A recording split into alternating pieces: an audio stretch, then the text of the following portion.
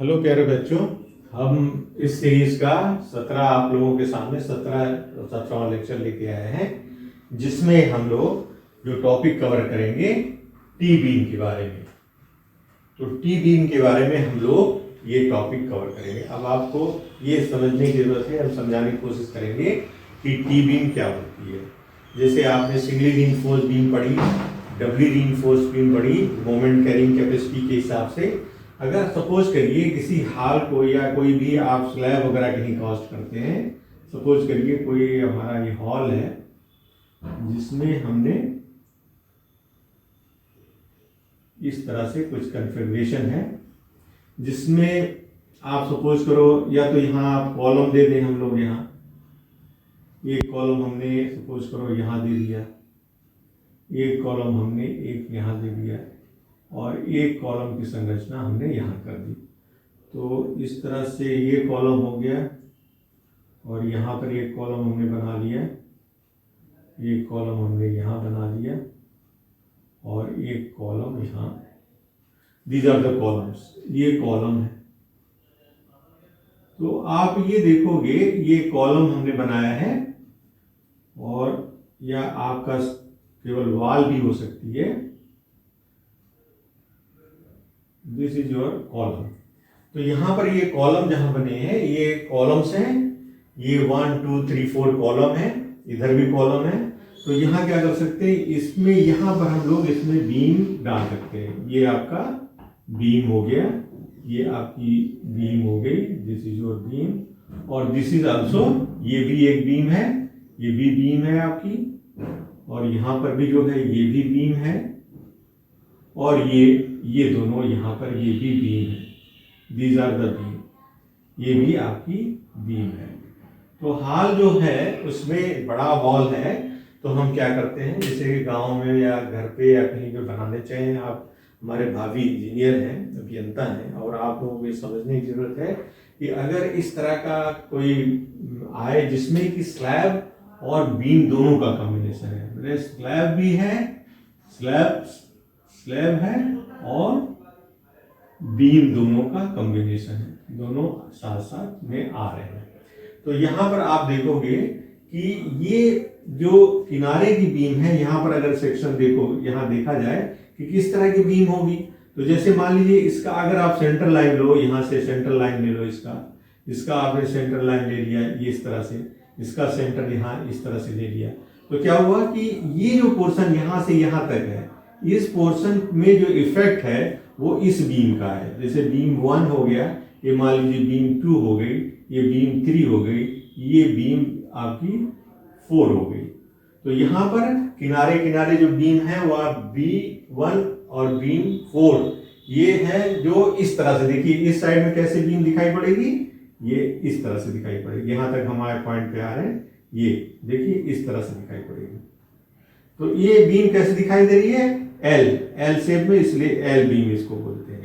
इसी तरह से यहाँ पर आप देखोगे तो ये कैसे दिखाई देगी, ये बीम इस तरह से दिखाई देगी, ऐसे जो मान लीजिए यहाँ तक है और ये कॉन्फ़िगरेशन ये, this is your L beam. तो इंड बीम इसको बोलते हैं, या किनारे, क्योंकि एकदम लास्ट में लगी है इसलिए इसको इंड बीम या एल बीम भी, क्योंकि शेप इसका एल आ रहा है इसलिए एल बीम भी कह सकते हैं। तो इसमें कोई डाउट नहीं है, आप लोग सब समझते हैं, समझ रहे हैं। कोई दिक्कत हो, क्योंकि ये इस तरह से दिखाई दे रही है, इसका क्या किस तरह से पोर्शन आपका नीचे कैसे दिखाई पड़ेगा, नीचे जो है बीम आपको दिखाई पड़ेगी सेक्शन में नीचे। जैसे मान लीजिए सेक्शन यहाँ पर ये स्लैब है, तो स्लैब के नीचे ये बीम का पोर्शन आपको दिखाई पड़ेगा इस तरह से। और ये मान लीजिए स्लैब आपका जा रहा है, तो स्लैब के साथ इसी को हमने बढ़ा दिया है आगे, तो ये आपकी इस तरह की बीम बन गई। अब बीम तो क्या, बीम तो देखने में लग रही है जैसे रेक्टेंगुलर बीम है, लेकिन इसको टी बीम क्यों कहते हैं या एल बीम क्यों कहते हैं, ये समझने की कोशिश की जाए।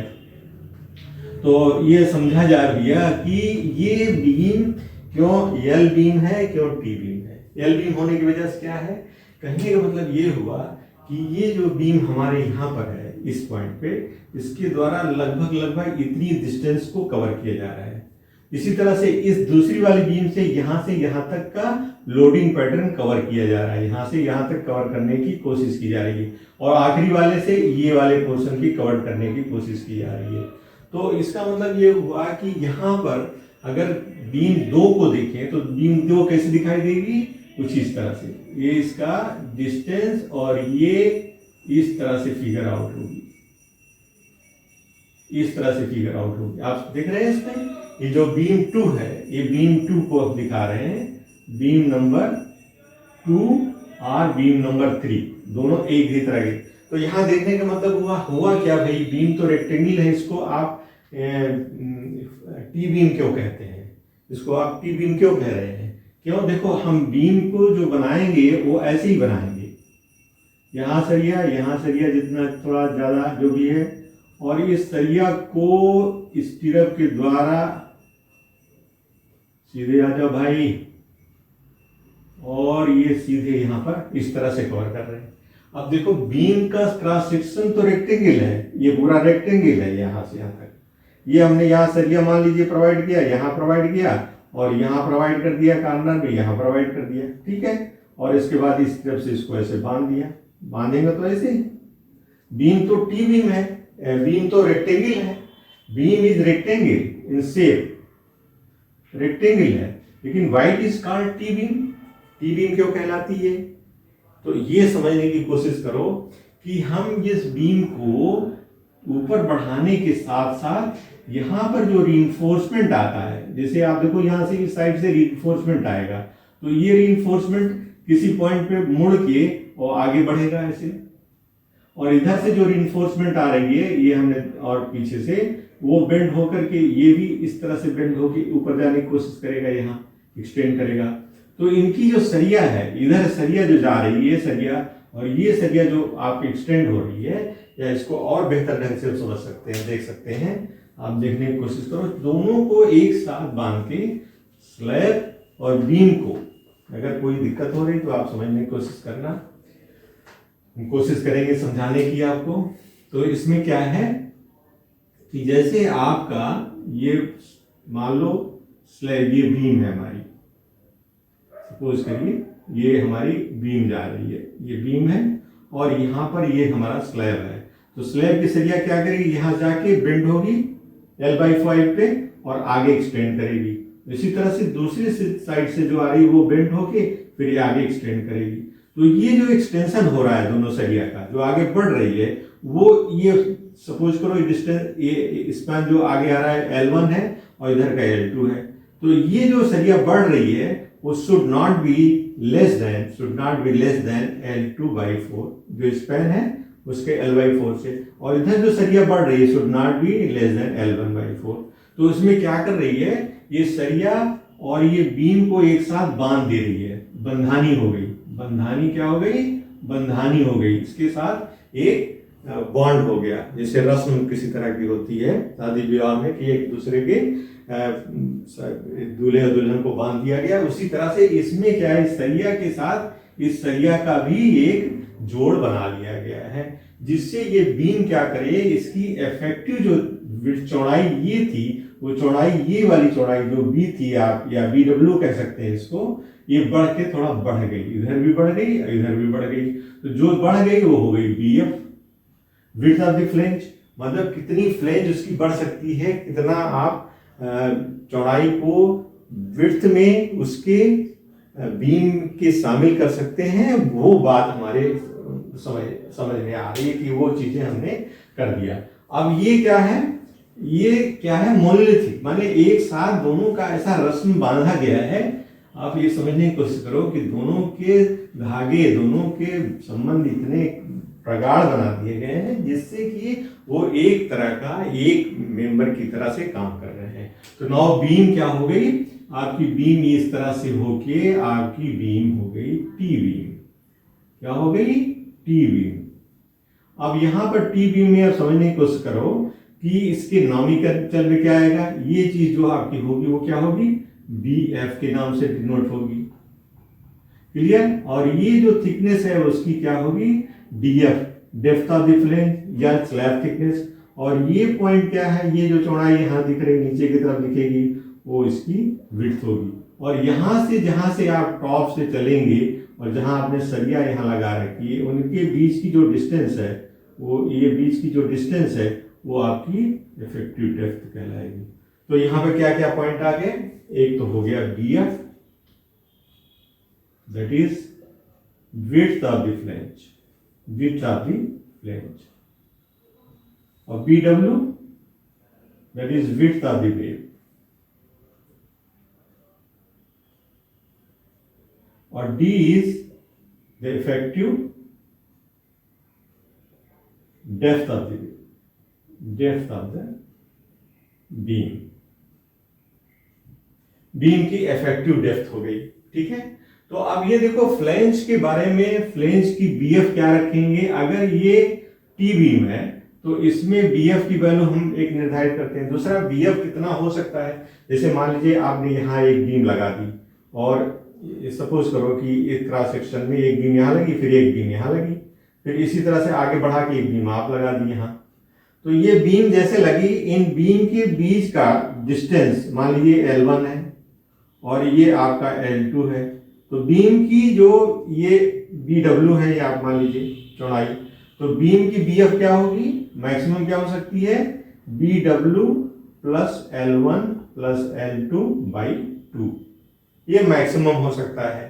मैक्सिमम जो फ्लैंज की विड्थ है वो ये हो सकती है, लेकिन इसमें क्या है कि विड्थ जैसे जैसे आपका ये डिस्टेंस दूर होता जाएगा, इसकी पकड़ से थोड़ा दूर होती जाएगी, माने ये कंप्रेशन इसके साथ लगाव कम होगा, तो इसके लिए एक लिमिटेशंस होगा जो उस लिमिट से ज्यादा नहीं कर सकती। एक तो मैक्सिमम वैल्यू क्या हो सकती है, मैक्सिमम वैल्यू आपने जो हमने नोट किया कि width of the flange maximum क्या होगी, BW प्लस दो एडजेसेंट बीम जो है उनके बीच की दूरी का हाफ, L1 प्लस L2 का हाफ।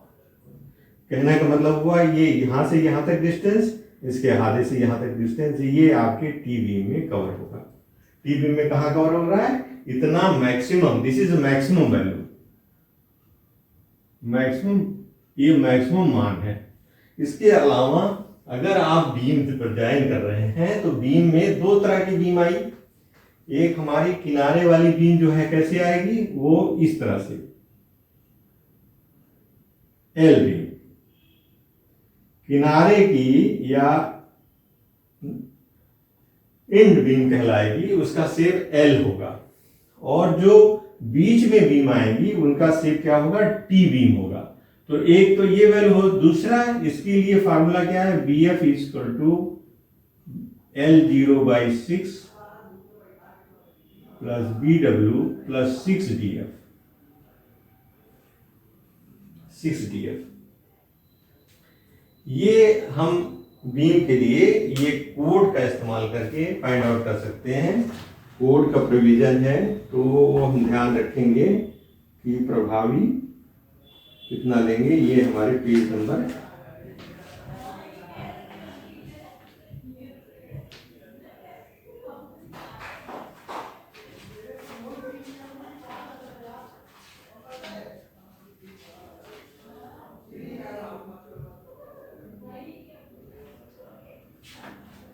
ये आप देख लो, यहाँ पर हम देख लेते हैं T बीम।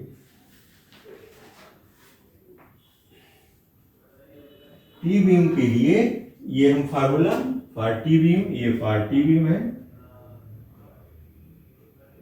तो इन दोनों में से जो कम होगा, जो हमने यहाँ फार्मूला लिखा है यहाँ लिखा है, इन दोनों में से जो कम होगा वो यूज करेंगे। This is for T beam. और L बीम के लिए क्या होगा, BF equal to L0 by 12 plus BW plus 3DF, ये फॉर L बीम या इंड बीम के लिए ये वैल्यू हम लिखेंगे।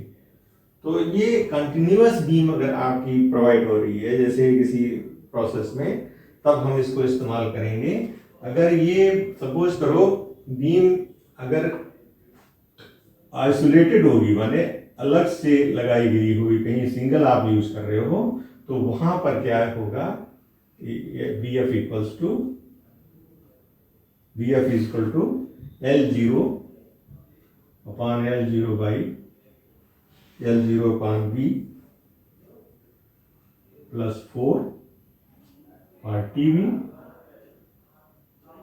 और 0.5 L0 प्लस बी डब्ल्यू है, और फार ये बी एफ इक्वल्स टू आपका हो जाएगा L0 upon L0 by B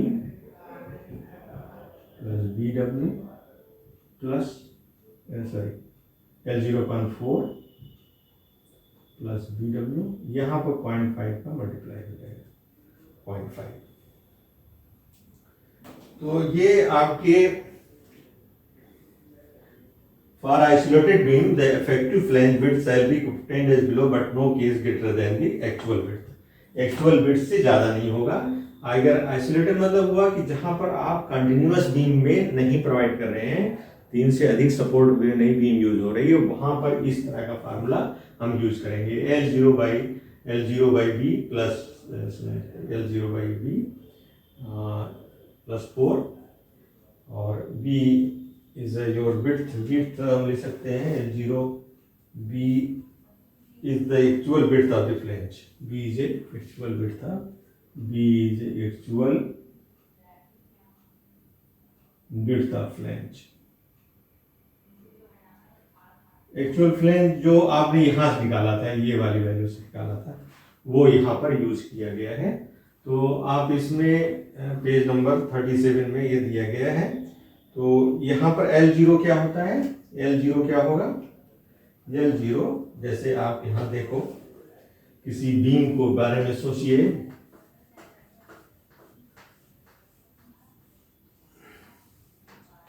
clear हो रहा है आपको। जैसे मान लीजिए आपका कंटिन्यूअस बीम है, यहाँ पर इस तरह से कुछ लोडिंग है इसके अंदर, तो यहां से जो क्या करेंगे, जैसे बेंडिंग मोमेंट का ऐसे डायग्राम अगर आप रिफ्लेक्शन का करेगा तो ऐसे चेंज होकर के ऐसे करके आएगी। तो यहाँ क्या है, ये जो पॉइंट है यहाँ से यहाँ तक डिस्टेंस, ये आपका L0 कहलाएगा। L0 equal to 0.7 L। अगर यहाँ से यहाँ तक की डिस्टेंस आपकी L है तो L is taken at 0.7 L लिया जाएगा।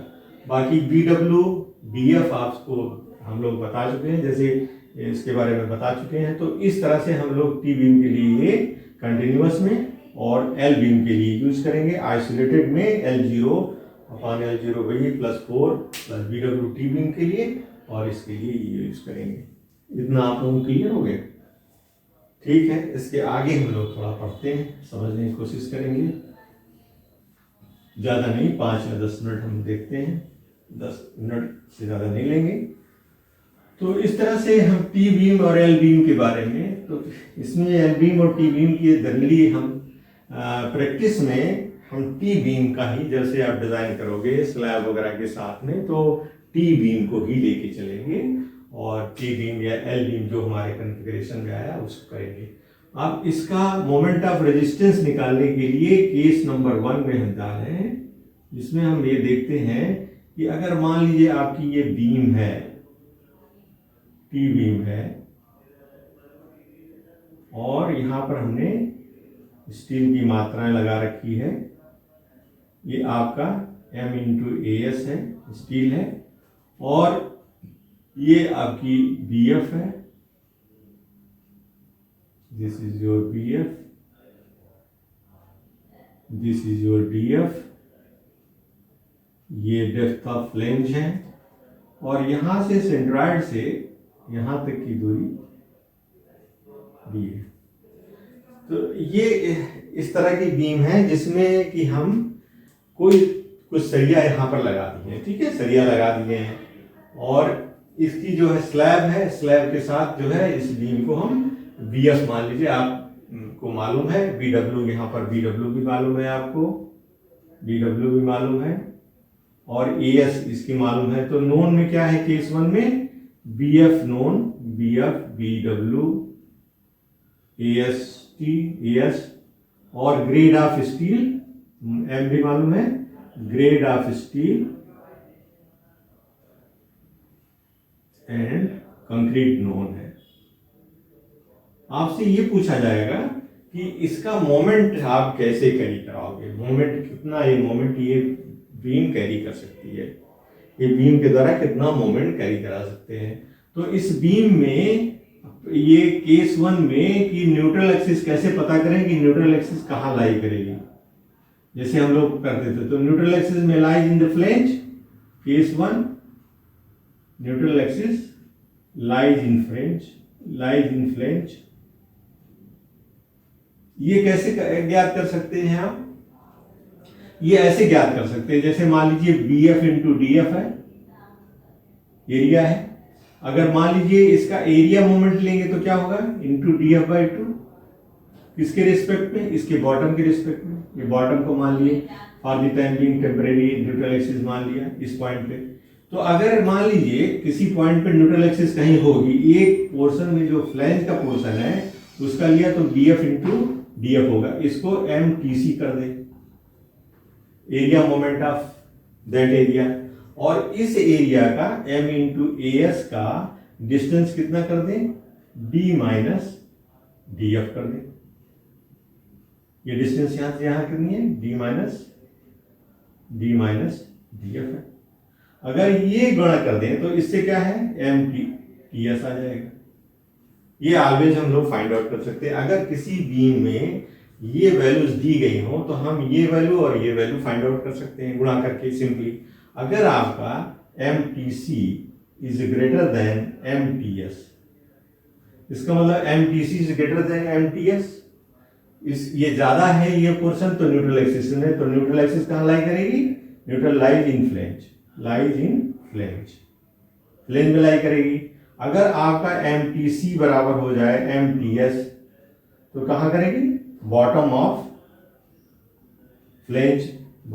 फ्लेंज में लाई करेगी।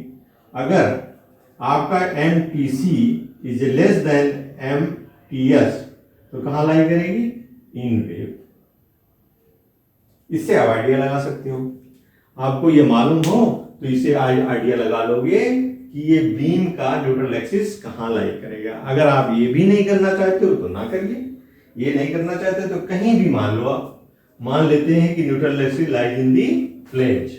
उसके बाद जो वैल्यू निकल के आएगी वो अगर आपकी सपोज करो ज्यादा आती है DF से तो फिर आपको उसके हिसाब से करना पड़ेगा।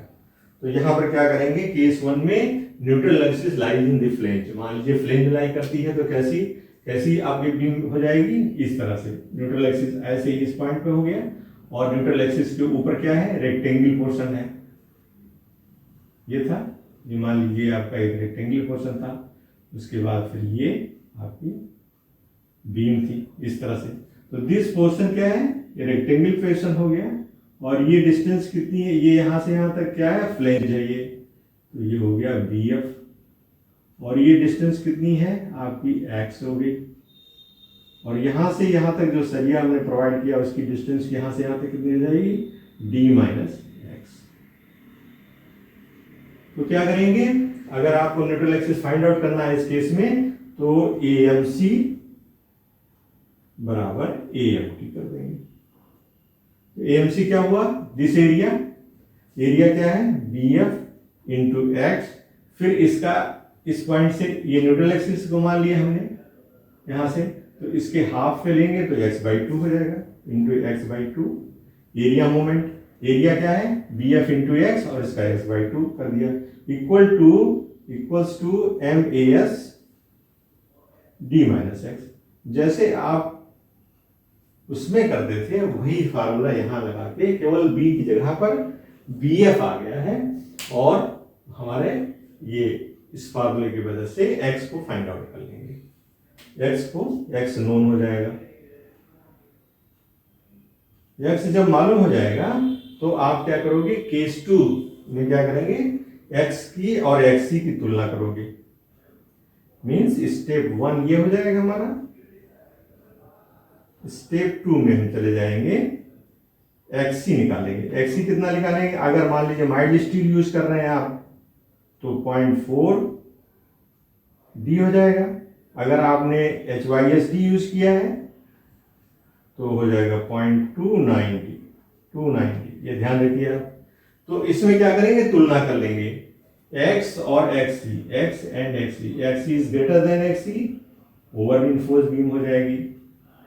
और X इक्वल टू XC तो बैलेंस हो जाएगी, और x is less than xc तो अंडर रीइंफोर्स बीम हो जाएगी, ये बीम हो जाएगी।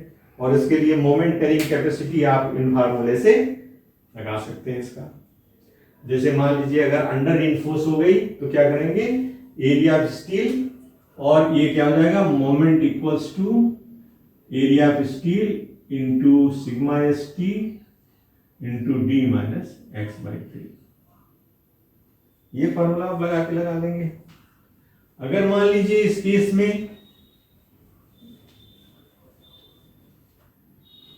केस में, अंडर की जगह ओवर हो जाती है तो मोमेंट क्या होगा, 1/2 sigma C B C B F into X, B F into X area हो गया, ठीक है, एक्स में नोन है, और ये और डी माइनस एक्स बाई 2। तो इक्वेशन 1 और 2 से आप लोग फाइंड करेंगे। 1 क्या है, अंडर रीइंफोर्स बीम, और 2 क्या है, ओवर रीइंफोर्स बीम। तो यहीं तक हम आप कर रहे हैं। इसके बाद नेक्स्ट टाइम लोग आगे पढ़ेंगे। हम समझते हैं कि आप इसको समझने की कोशिश करिएगा। Thank you for attending class. Thank you very much.